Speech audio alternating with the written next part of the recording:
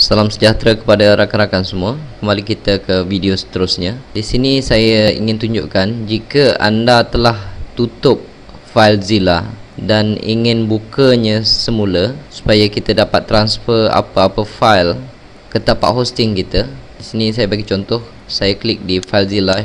Okey, apabila terbuka dia masih belum ada connection lagi. Connection yang kita telah buat sebelum ini kita hanya perlu buat sekali sahaja. Jadi apa yang perlu anda lakukan, pergi dekat file, site manager, pergi pada nama website anda dan terus connectkan saja. Okey, tak payah buat setting apa-apa lagi. Walaupun dekat port in sini kosong, sebelum ni kita letak 21 pun tidak mengapa, terus connectkan saja. Dan apabila FileZilla ni dah keluar macam ni, transfer directory listing successful, jangan lupa double klik dekat nama domain anda di sebelah kanan ini sehingga dia naik ke remote site. Lihat contoh, nama dah naik dah, nama domain anda dekat remote site ini. Barulah anda boleh transfer daripada belah kiri ke belah kanan. Selagi dia tak naik di atas ni, anda tak boleh buat apa-apa transfer. Okey, pelajaran kita pada kali ini adalah mengenai URL. URL ni merupakan alamat penuh website. Jadi saya ingin tunjukkan bagaimana untuk kita menulis URL. URL mestilah bermula daripada http://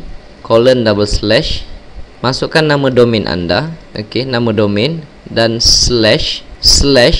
nama file. Jadi saya ambil contoh kes yang latihan kita sebelum ini. Saya telah transferkan di FileZilla ini ada 3 file. Satu cni.html, kedua f1.jpg, ketiga index.html. Saya ambil contoh. Untuk file yang pertama, cni.html. cni.html ini adalah nama file dan nama domain anda kena tulislah nama domain anda. Jadi nama domain saya dekat sini adalah checkin.ws. Dan untuk contoh tadi, nama file adalah cni.html.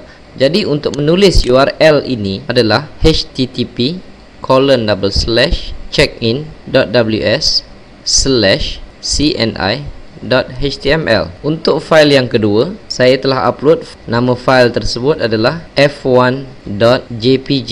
f1.jpg. Pastikan sama ya. Kalau sini huruf besar, nama file anda adalah huruf besar juga. File ini adalah dalam bentuk gambar. Okey, kita dah belajar sebelum ni. File ini adalah dalam bentuk gambar. Jadi untuk menulis URL file ini adalah http://checkin.ws/f1.jpg.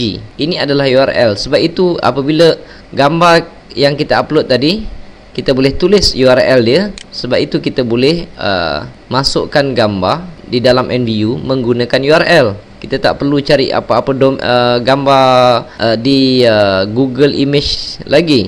Ingat, apabila saya masukkan gambar itu, yang ini adalah gambar daripada komputer saya menggunakan URL. Apabila kita nak masukkan gambar adalah insert image, di sini kita tulis URL.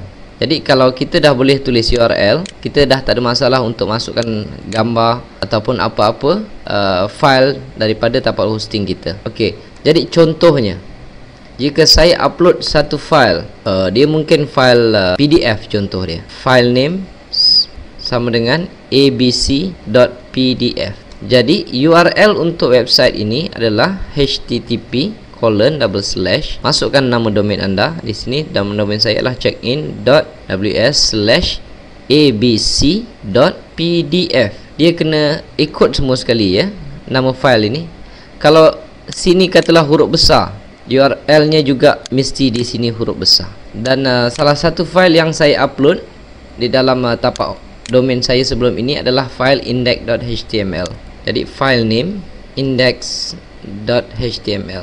Jadi URL untuk file ini adalah http:// masukkan nama domain anda, checkin.ws/index.html. Jadi ini adalah URL untuk file tersebut. Tapi di dalam penulisan URL ini hanya untuk file index sahaja. Jangan lupa file index ini kita sendiri yang bagi nama. Untuk file index sahaja kita boleh tulis macam ni, /index.html, ataupun kita boleh tulis macam ini, http://check masukkan nama domain anda, checkin.ws sahaja, tidak perlu tambah. Sama ada yang macam ini ataupun yang macam ini, kalau kita tulis, dia tetap akan buka file yang bernama index. Jadi sebab itu file index biasanya orang akan buatkan sebagai file utama ataupun page utama ataupun home page, muka surat hadapan. Okey, ini adalah cara untuk memasukkan cara untuk menulis URL tersendiri. Sebab itu kalau kita dah boleh tulis URL, kita boleh upload berapa banyak gambar yang kita mahu. Dan apabila kita ingin insert image, kita hanya gunakan URL kita sendiri. Okey, saya harap anda boleh memahaminya. Dan kita berjumpa di video yang lain selepas ini. Terima kasih.